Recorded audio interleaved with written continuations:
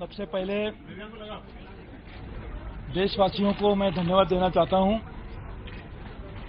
कि हमने जो अभी बजट पेश किया उसका सब जगह से उन्होंने अच्छी तरह से स्वागत किया। ये बजट ऐसे माहौल में बनाया गया था जब रेल के सामने बहुत बड़ी चुनौतियां थी जो हमारे हक के बाहर है, जैसे कि फ्रेट मूवमेंट। ये आता है तो रेल कैरी कर सकता है, लेकिन किसी न किसी कारण जो जिस तरह से फ्रेट का मूवमेंट कम होने के लिए भी रेल बहुत परेशानी में थी। साथ ही में पे कमीशन का बर्डन, बोनस एक्ट का बर्डन के बावजूद भी आम आदमी की हित की रक्षा करने के लिए, जो रेल में रोज सफर करते हैं ऐसे लोगों के लिए और सारे लोग जो रेल से सफर करना चाहेंगे लेकिन आज कनेक्टिविटी नहीं है, डबलिंग नहीं है, ट्रिपलिंग नहीं है, ऐसे लोगों के लिए ये बजट। हमारे प्रधानमंत्री जी हमेशा कहते आए हैं कि हमारी सरकार इस आम आदमी के हित की रक्षा करने के लिए सरकार है। उसी फिलॉसफी को लेकर हमने बजट बनाया था।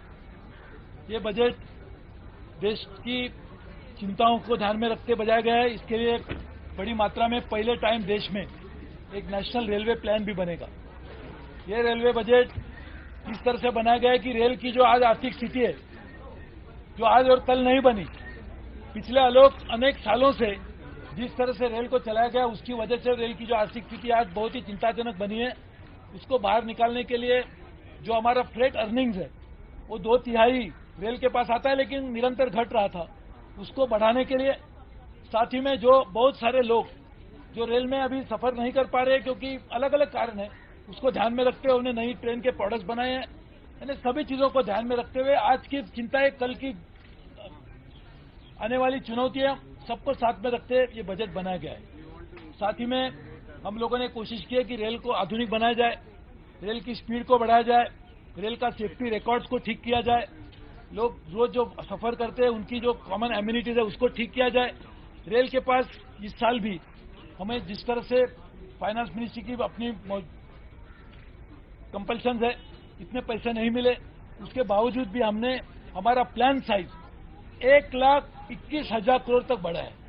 और इसमें आज जो चल रहे डबलिंग के प्रोजेक्ट, ट्रिपलिंग के प्रोजेक्ट, कैपेसिटी ऑगमेंटेशन के प्रोजेक्ट, उसी के ऊपर धन जाएगा। साथ ही में ये पहला बजट है जिसमें हमारी जो रेल की पार्टनरशिप हमने राज्यों के साथ की है और राज्य सरकार भी इक्विटी पार्टिसिपेशन करेंगे। हम उस इक्विटी को लिवरेज करके अलग अलग राज्यों में प्रोजेक्ट लगाएंगे। यानी पहला ये बजट है कि कैपेसिटी ऑगमेंटेशन के ऊपर बहुत बड़ा बल देकर हमने बजट बनाया है। मुझे विश्वास है कि ये बजट जिस तरह से लोगों ने स्वागत किया, आने वाले दिनों में और भी अब सुविधाएं बढ़ाने की हम कोशिश करेंगे।